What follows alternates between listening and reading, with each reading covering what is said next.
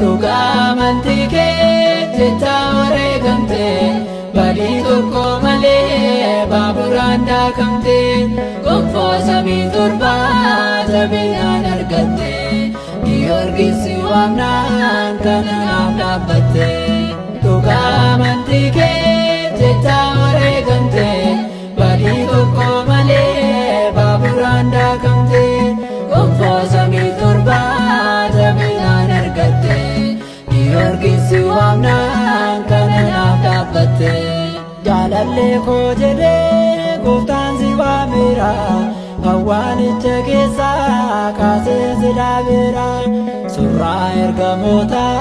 Waaqaa si badhaase tolaaf amanamaa jedhee si moggaase surraa ergamoota Waaqaa si badhaase tolaaf amanamaa jedhee si